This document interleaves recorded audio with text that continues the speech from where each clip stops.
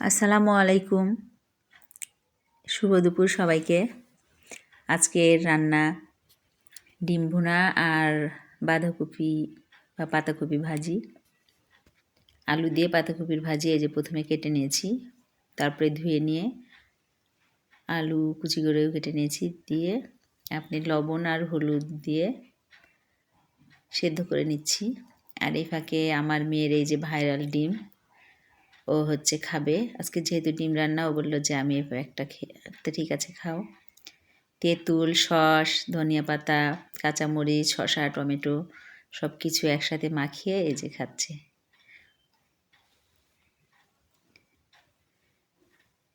আর আমি এই যে এদিকে ডিম রান্না করবো, এই জন্য ডিমগুলো হচ্ছে সেদ্ধ করে নিয়ে খোসা ছাড়িয়ে নিয়ে এবার হচ্ছে একটু হলুদ গুঁড়া দিয়ে ভেজে নিচ্ছি। আর এই যে ভাজির জন্য কাঁচামরিচ আর পেঁয়াজ ভেজে নিয়ে এই যে সেদ্ধ করা কপিগুলো দিয়ে দিলাম, আলু আর কপি। এখন হচ্ছে সময় নিয়ে নেড়ে নেড়ে লাল লাল করে এপার ওপার উল্টিয়ে দিয়ে দিয়ে ভেজে নিতে হবে।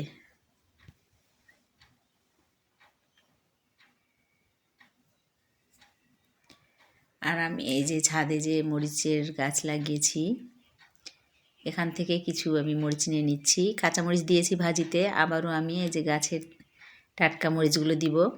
বাসায় মরিচ থাকার কারণে উঠানো হয়নি, দিয়ে সব মরিচগুলো প্রায় লাল হয়ে গেছে।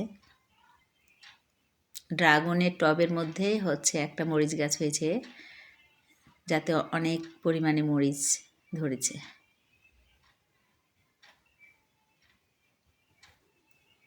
এই যে আমি কিছু মরিচ নিয়ে নিলাম, এখন হচ্ছে ভাজিতে এগুলো দিয়ে দেব।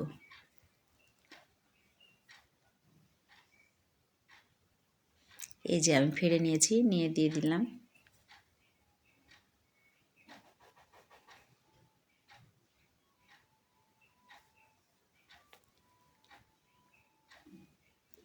আমি ভাজিতে ধনিয়া পাতা দিয়ে দিলাম।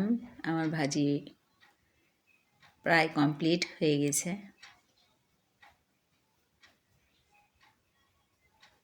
এই যে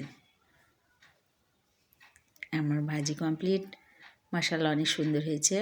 আর এদিকে হচ্ছে কাঁচামরিচ আর পেঁয়াজ ডিমের জন্য, ডিম ভুনা করবো, এই জন্য ভেজে নিচ্ছি। এই যে পর্যায়ে লাল লাল হয়ে আসলে একটু পানি দিয়ে দিলাম, পুড়ে যাবে না হলে।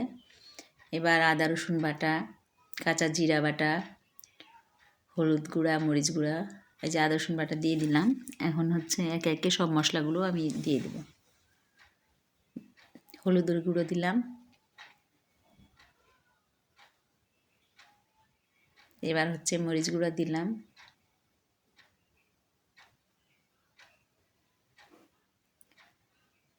লবণ দিয়ে দিলাম,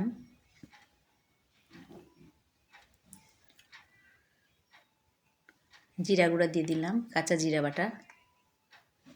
এর আগে যারা আমার ভিডিও দেখেন তারা দেখেছেন আমি কাঁচা জিরা রোদ্রে দিয়ে ব্লাইন্ড করে রাখি, এবং তেজপাতা 2টা দিলাম। এবং এই যে গরম মশলার গুঁড়া, এটাও দেখিয়েছি ভিডিওতে। আমি যেই সব মশলা মাংসে ইউজ করি, সব মশলা একসাথে রোদ্রে দিয়ে গুঁড়া করে রেখে দিই, ওটাও একটু দিয়ে দিলাম। এখন আমার মশলা কষানো হয়ে গেছে, আমি পরিমাণ মতো পানি দিলাম।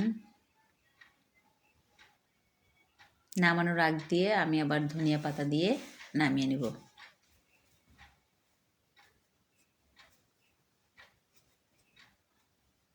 ডিমটা ভালোভাবে কষিয়ে নিচ্ছি মশলার সাথে।